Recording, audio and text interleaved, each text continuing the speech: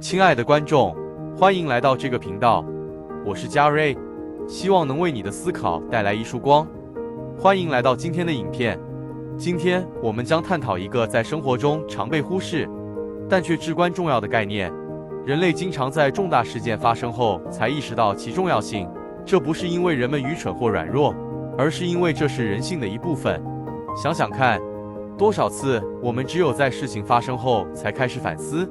才开始寻找解决之道。这种习惯不仅仅影响我们的日常生活，而且在社会和全球层面上也有深远的影响。现实生活中有无数例子可以证明这一点，从气候变化到全球疫情，甚至到政治动荡和社会不公，人们往往容易陷入确认偏误的陷阱，认为这种事不会发生在我身上，或者这是遥远的未来事情。然而，这种心态限制了我们采取预防措施和做出正确决策的能力。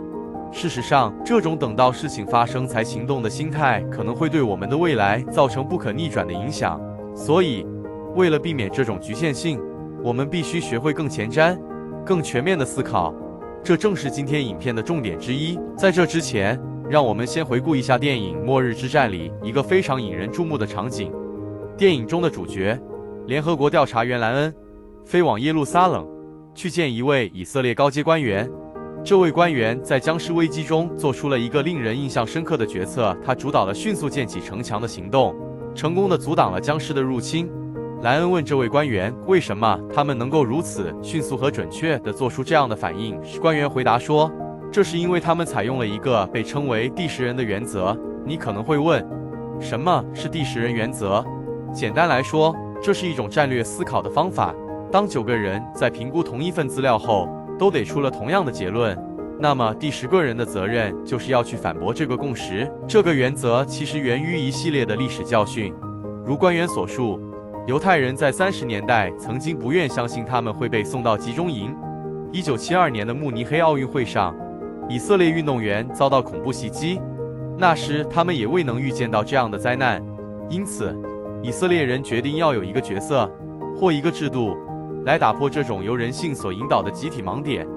继续谈到这个第10人原则，你可能会好奇，这与我们日常生活有什么关系？那么，让我们带进另一个元素——人工智慧，或简称为 AI。现今 ，AI 正快速进入我们的生活，从推荐算法、医疗诊断到自动驾驶车辆，其影响越来越广泛。但是，大多数人依然在对 AI 的能力和潜力持乐观或过度信任的态度。这时，我们可以借用第10人原则来质疑这种盲目的乐观。如果9个专家都说 AI 是安全的、可靠的，那么我们或许需要一个第10个人，来从不同角度去质疑这个结论。考虑到 AI 的不确定性和不可预测性，这个第10个人可以帮助我们识别那些可能被忽略的风险因素，例如 AI 演算法有没有偏见，它们是否可能被用于不道德的目的。透过这个角度，第10人原则不仅是一个防御机制，更是一种积极的批判性思考方法。它提醒我们，即使在科技高度发展的今天，批判性思考和多元观点依然不可或缺。既然提到了第10人原则和 AI 的相互影响，那么我们不能不提质疑和自由思考的力量。在一个资讯爆炸的时代，面对一个话题或现象，网络上充斥着各种不同的声音和观点。然而，问题来了，我们真的愿意去质疑这些声音吗？又或者，我们更愿意追随大多数人的观点，因为那样更简单、更省力。这里，第10人原则再次显得尤为重要。它不仅仅是一种组织内部的决策机制，更是一种思想观念，提醒我们在决策过程中保持独立和批判性思考。考虑到目前社会对性别平等、文化多样性、气候变化等议题的持续关注，第10人原则可以应用在更多方面。它敦促我们不仅仅要听取主流声音，更要去探寻那些被忽视或被边缘化的声音。以这种方式，第10人原则成为一个工具，帮助我们在日常生活中，甚至在面对全球性的大议题时，都能保持一个多元、开放和批判的心态。从组织决策、科技发展到社会议题，第10人原则都有其不可或缺的价值。但你有没有想过，这个原则对我们个人成长的影响是什么？在自我提升的路上，我们经常会听到一些成功的秘诀或必走之路，这些似乎都成了大家共同的信念。但是，每个人都是独一无二的，照搬别人的成功经验不一定适用于自己。这时，作为自己生活中的第十人，你可以站出来质疑这些普遍接受的观点。是不是真的需要忙碌的工作才能成功？是不是非得追求某种社会认可的价值观才有意义？将第十人原则应用在自己的生活中，不仅能帮助你避免盲目地接受社会赋予的价值观，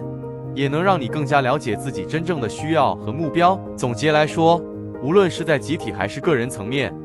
第十人原则都具有启发性和挑战性。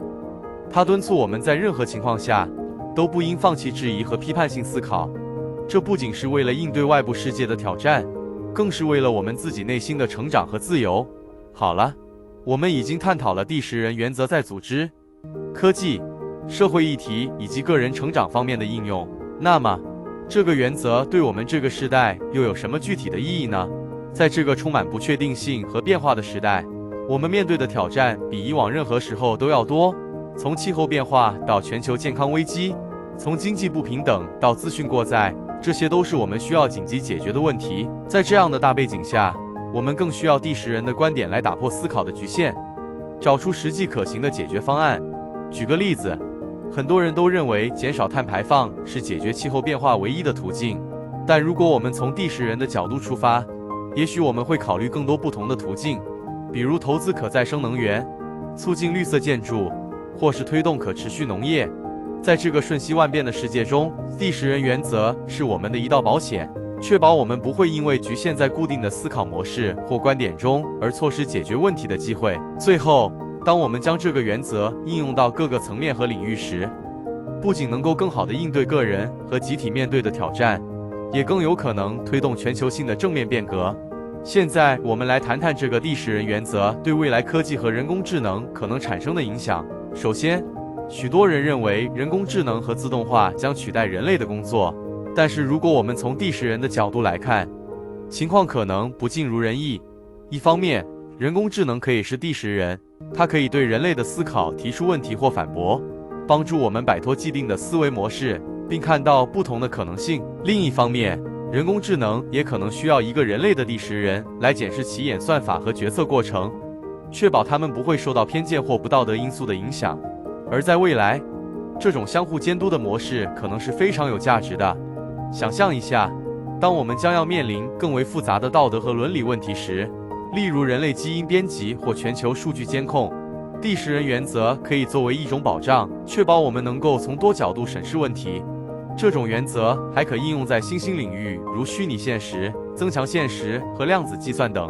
帮助我们更全面地评估这些技术可能带来的影响和机会。总之，无论是人工智能作为第十人，还是人类在监督人工智能的过程中担任第十人，这一原则都将在未来科技发展中扮演至关重要的角色。那么，你会如何运用这个第十人的原则，或是 AI， 来改善你的决策呢？请在留言区和我们分享你的想法。如果你喜欢这个主题，请不要忘记按赞和订阅。谢谢大家，下次见。